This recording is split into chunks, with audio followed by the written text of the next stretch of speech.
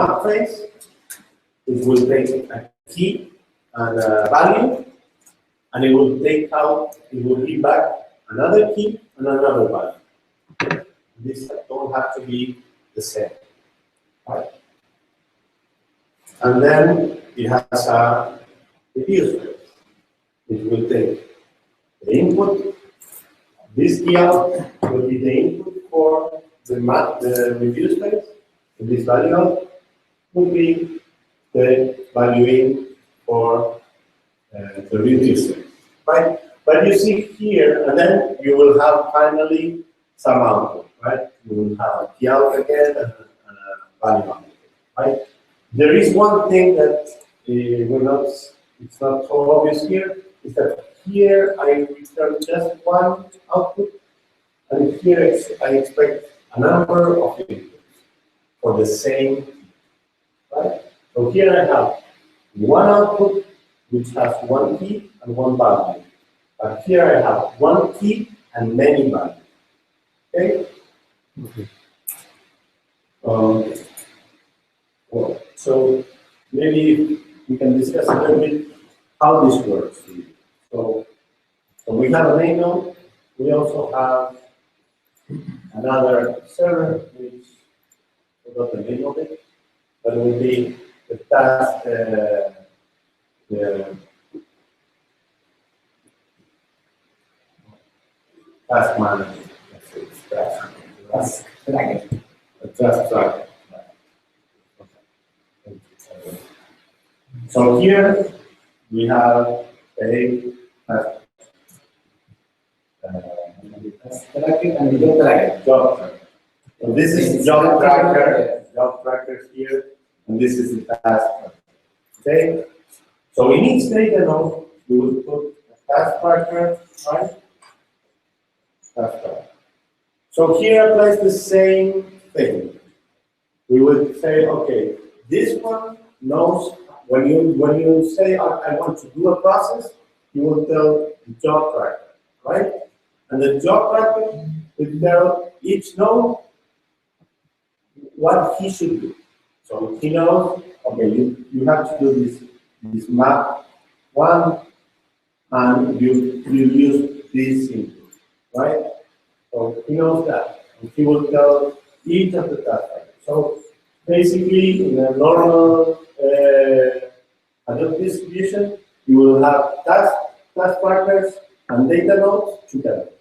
Okay? Because what you want is to do the process where the data is. Right? You're not moving data around. Okay, so what is it that is happening? So we have a big file, like we said, we split it in two. Let's say we split it just in two, right? So here we have A, B, C, right? 1, 3, and here we have A1, and here we have B2, and here we have B3, for example. Right? Actually, it will be like B2 and here C3. Okay? Suppose we have another A5. Here we have A5. Okay? Right? So this is how data is doing. So we want to know the count of letters. So if we have the count of letters, in this case, here we have 1A, so we have an A, 1, and here we have a B and a 1. We don't care about the other letter. B and 1. Yeah. And in this case, we would have a C and a 1, and an A and a 1. Right? If we would have more, maybe we could write more here. B1, B1, C1, for example, B1. Let's take it like that, right? So if we have the count of this, we will have, okay, here we have 1A, 2B, 1C, and here we have 1C, 2A, and 1B, right? So if we take this information into one place, we will have all this information together. We will have A1, B1, B1, C1, C1, A1, A1, B1, and we would say, okay, now we know that we have 3 A's and we have 3 Bs, and we have 2 Cs. Okay? So this is the mapping and reducing. Okay? This is the basic idea behind that. Right? It's not difficult. It's not difficult. There is a couple of things that we can do to make it even better. Because, for example, what you see here is that, well, we could have said a B2 instead of having 2B1, or A2 instead of having 2A1, right? So that's some tricks that you can do, right? No, it is tough. It is tough. It is tough. Yeah, but why do you think about it? What do you call the result of this map? With this mapping, you recover. But why didn't they use the algorithm to describe it? They are going to define. Yes, they are using that. They are using using that, but in 2 phases. There is the map phase, which is, Yeah, I know, but so why? there's a map phase, which is this, and a reduce phase, which is this one. Okay? I think the question is why we do that, but it's because we divide the job into Because your file is because too it's a big. big file. It's similar to a big file. This is really simple example, right? But your file is 5 terabyte file. Well, let's say 500 terabyte file. Okay? It doesn't fit in one computer. Okay? I don't know if it's difficult and you do the algorithm there and then just combine. Yes, that's the key. You do the map, and then you combine and then reduce. So, for example, this case, let's say we have a lot of other data here, right? Many data, right? But we don't need that. For counting, we just need an 8 and 1. We don't need the rest, right? So the part of the map is also doing that. We're just getting the thing that we need. Yeah, this is faster. And there is one other key concept here. So if we do it this way, and we add another computer here, right? We know it's going to be a half time faster because we're dividing the input in a half time more, right? And if we put another one, it's going to be faster. And if we put more, it's going to be faster. So if your problem is timing, you just need to place more computers in there, and it's going to work, right? So you have a 500 terabyte file that with one computer, it's impossible to work, but with 10 computers, it will take a week, for example, to process. Then you say, no, I need it in 1 day. Okay, put 7 times the computers you were using, 70 computers, you will get it in 1 day. Because it's linear time, okay? Got it? Okay. So, what is mapping, right? So let's try, we'll go back to the product, right? And we'll see actually real code, right? So, in this case, we will create a class that's for counting products, right? We will have some type of input and output, right? So the first input is we're going to have the key for it, which will be a long write, for example, long, and then a text. So every file in Hadoop has the key would be the place in the file, right? Which is a long, and the value will be the context of the line. So the next line will have another place in the file, right? Another address, right? And we'll have another text, and so on, right? So those are the key, and which will be the output? Okay, will be a text and an integer, right? So the Hadoop has special serialization classes, right? So what will be coming out from, if I have products, we have the name of the product and a count, right? And for each line, the count will be 1. The same example I'm explaining here, okay? So what we'll do, we will have a map function that will take the input, key, and then the value, and we'll output a key and a value, right? And it will have a product that's all. The new code will be a little bit different. Okay. What will it do? It will take the line, split it in copies, and the example we will have shown in the third element will have the product name, right? Because we have time, user, and product, right? So it's the third element, right? Really simple. And now what we're gonna output is gonna be the name of the product and a one, because in that line we have one product. So that's all we can output, right? And not know what's coming out. So that's what we're doing. We're just having an index with the product name. This is a specific class for Hadoop, right? And the one which is invitable, we place a static, so it's always the same. We don't use that one. Okay. So then we have the reduce phase.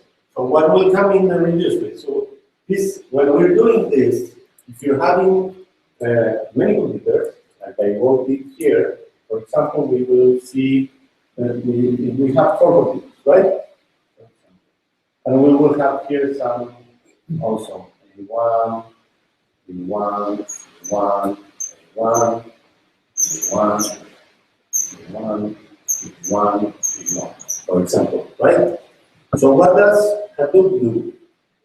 What's the thing about the reduce part, right? We have the map, right? We have the map. Here is the map. We have the mapping. Now, when we're processing the reduce, suppose we have 2 reducers, what will be sent? So everything from one key will be sent to the same reducer, right? So all this will come here, for example, right? And now we have the keys, for example. Here, we can see here, and we have these like that, right? So these will be sent here, and the C's will be sent to the third computer. Okay?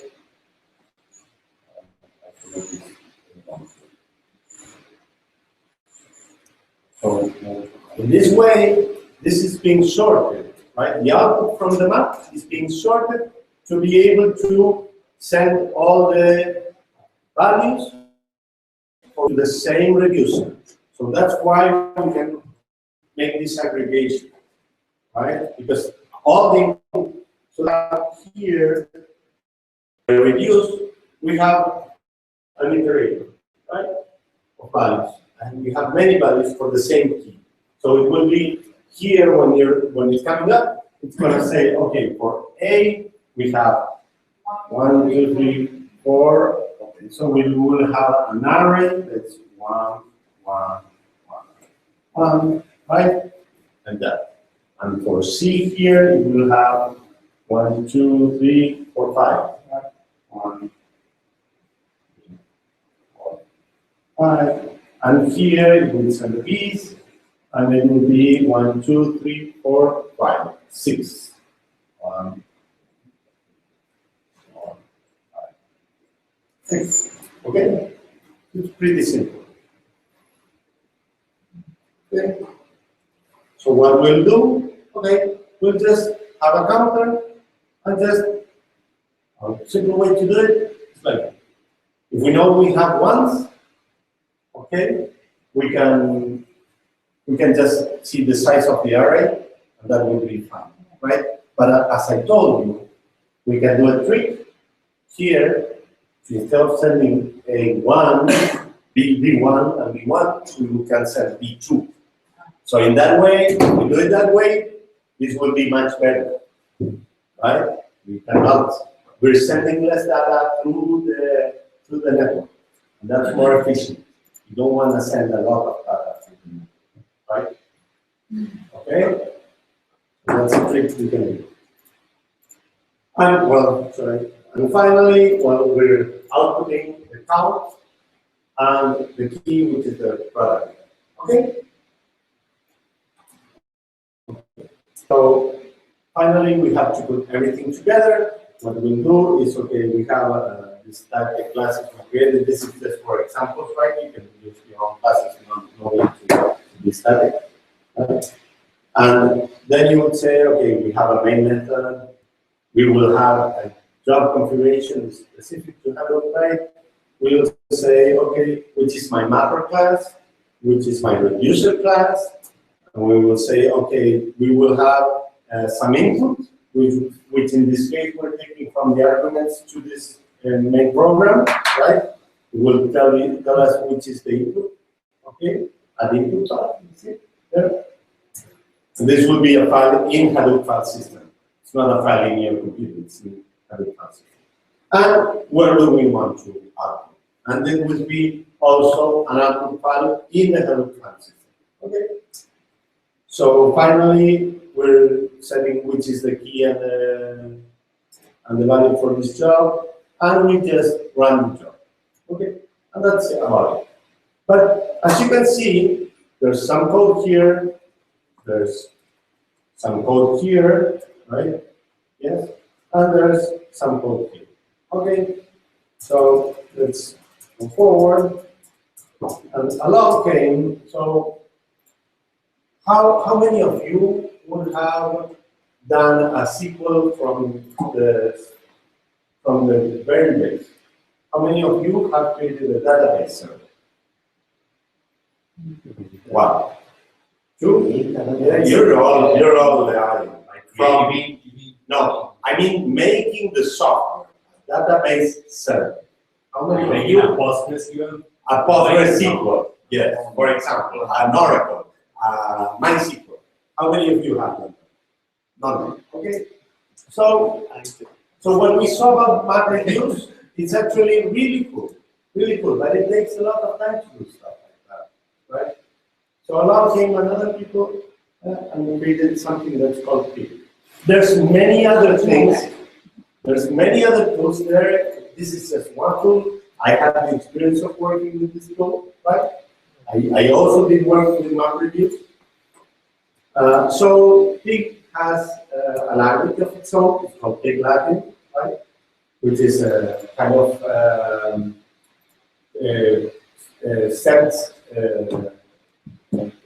set theory, right? Set, like union and stuff like that, right? It accepts user-defined functions. Also, you can create your own functions. It has some functions that you can create your own. And you are able to, with different languages, you are also able to construct control flow, right? Because Pig Latin is just like SQL. You can select something, right? You cannot say, if this or that, do this or do that, right? So you can use other languages like Java or like Python or JavaScript even to generate the control flow, right? So how do we do this in Pig, right? So first we have to load the file, right? We open the file, the same that we did in Silvercode, and we're saying, okay, this is the format that the file has. You can be also ambiguous. You can add something that's not completely infinite, right? Then we would say, okay, we would group these lines by its product, right? Grouping is kind of SQL, right? But it's split in several lines. This is kind of set theory. Right? Now we're going to count on it, on each group, we're having a count. So this using count. This also looks like kind of SQL. But for people that know SQL, it's kind of easy, right? And we will finally order the results, right? And write down our output. So if you look at this, it's much more simpler than it was for making a MapReduce.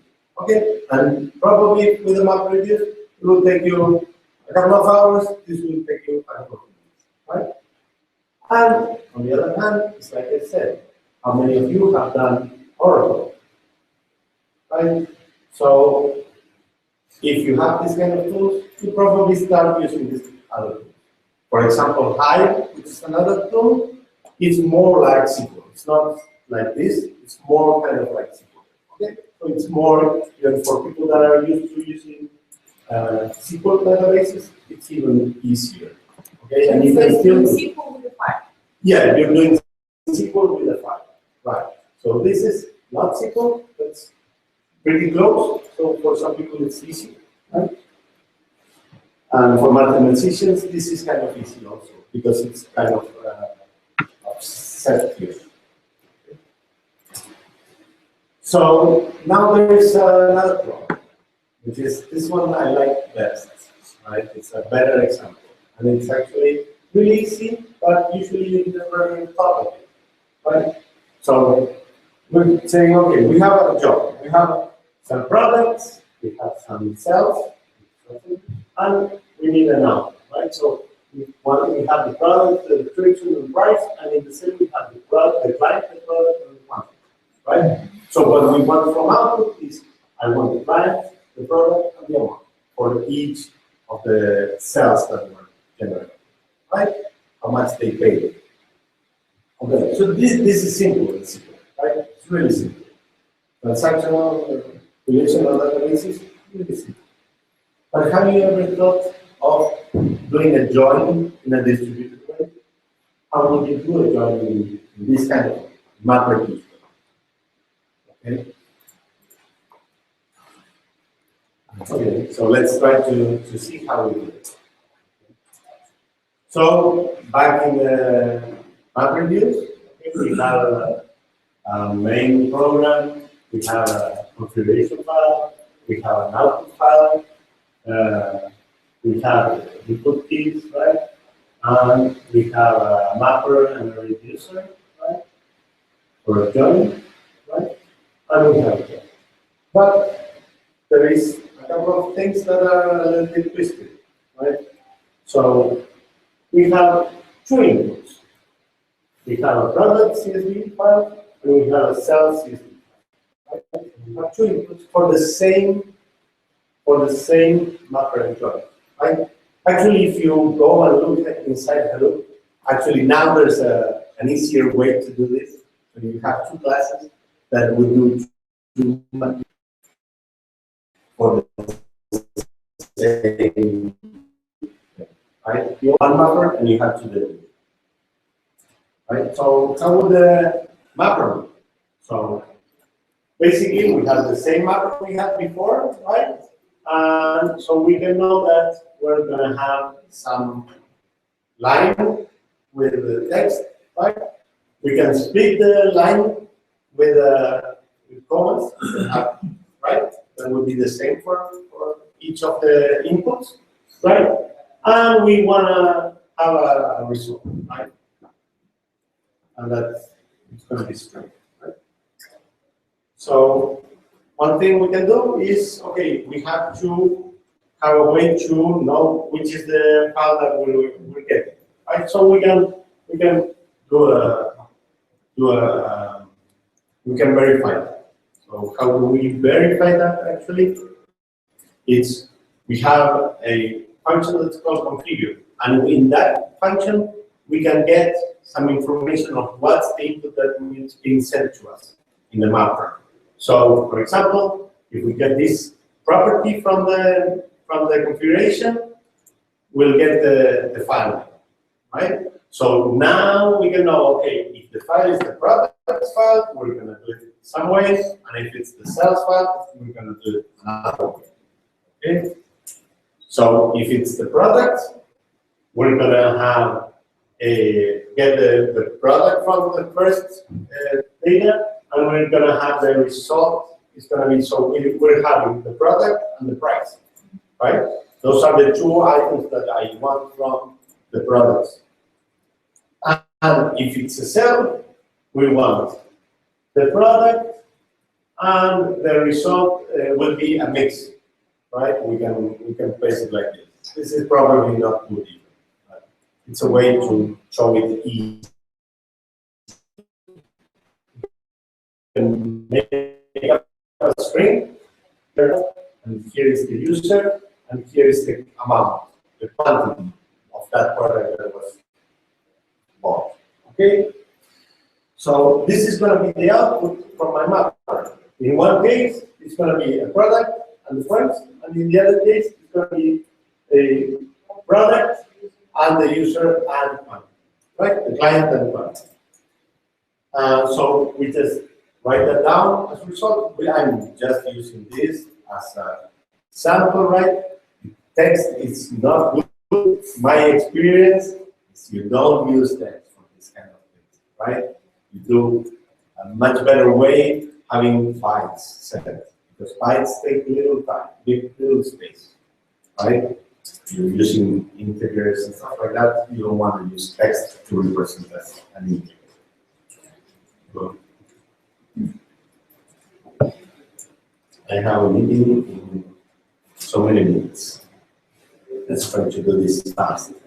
So in the review side, what we're going to do is, well, we can know something about what I said. This is a trick, right? But we're going to look over all the values, and we're going to see, okay, if it's a price, or if it's a user and a party, right? So we can try to get just an integer, right? And if it's not the integer, this is not nice at all, right? Having to touch something, I don't like it. I don't like it. Right. So the other way would be, okay, if we get an exception, it's not an integer, it's a string, so we can split it and have the data like that. So what we're having is we're collecting all the information in a map, right?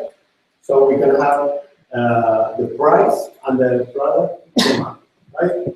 And then if it's a client, we will have, I don't think this is quantities.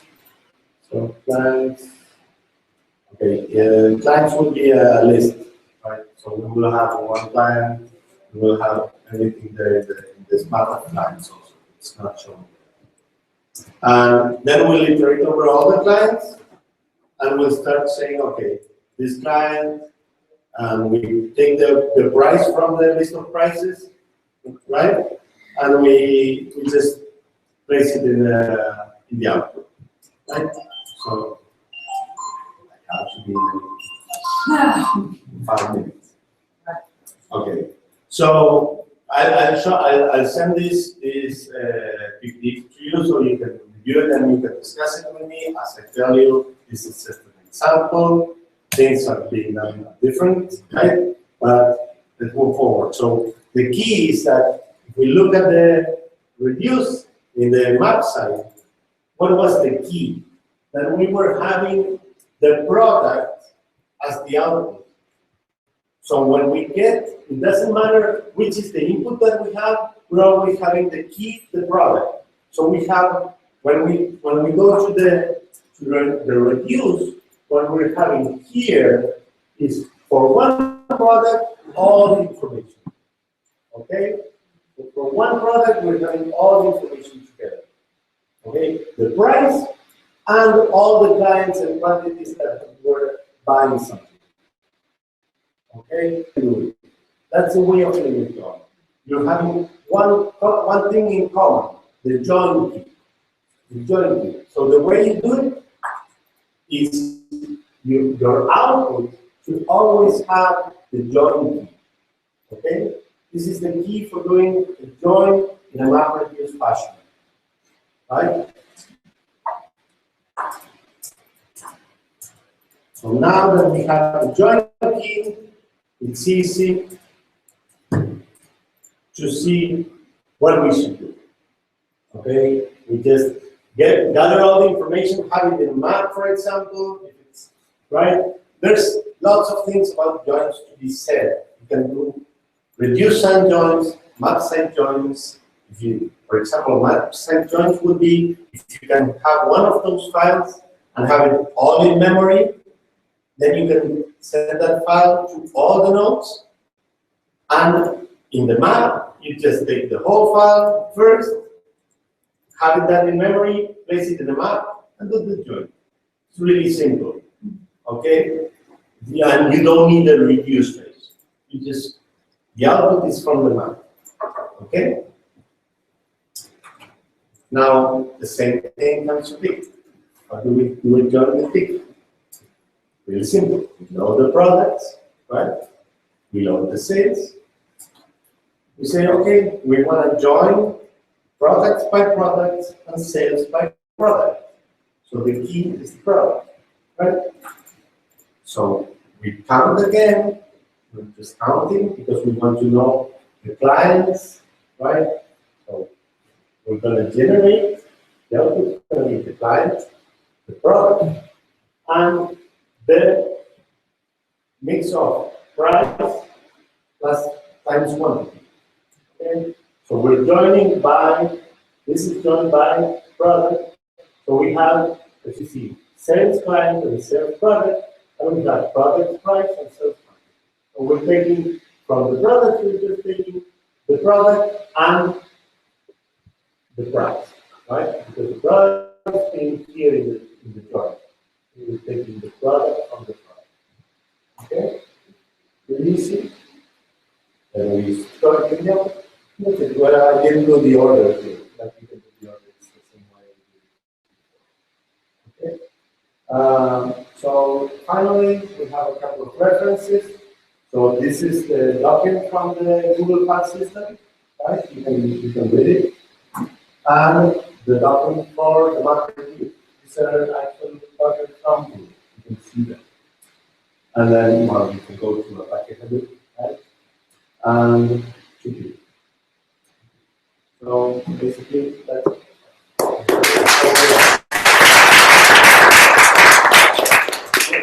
So, in terms of performance, in terms of performances, well, sorry, maybe I missed saying that. So, why I was saying why big and why I was comparing with that? Because you're not doing Oracle here, right? You're just using Oracle. You don't know if it's the best or not. Probably you know because you compare with others. Okay, so you can do the same thing with Pig or with Hive or with whatever. For example, Hive is going the next part of Hive is Stingray, right? So it's a better Hive. It's Hive 2.0, right? And that's probably coming out or already came out. It's a better, more SQL-like, and it's much more efficient because they changed something, right? So if you're doing specific things that are more like SQL kind of things that you can resolve in that way, you would go for something that's already tested there by many people, like Pig, like Hive. There's many tools there, right? You just have to look and see which one's best fit for you, right? But if you have to do something that's really specific, like you have to process images or sound or stuff like that, you would probably go with Matrix. Okay? Depends on the case. Each tool is good for a specific case. so But for general things, simple things, you would probably go with Hive, which is kind of like SQL, or you would go with Pig, for example. Because it's easier. it's faster to produce. And it's the same performance as MapReduce. So If it's a simple case, it's the same performance. You can do it the same way and with a lot less time. Okay, so it will be as performant with a lot less time. There are things that can do Have to be it's used. called a combiner. It's a kind of optimization that can be in the middle of the process. Sorry, guys, I have to go. Okay, thanks. You guys so much at me and the time, and asking for this, but I have to be upstairs with the client. If you want to have a nice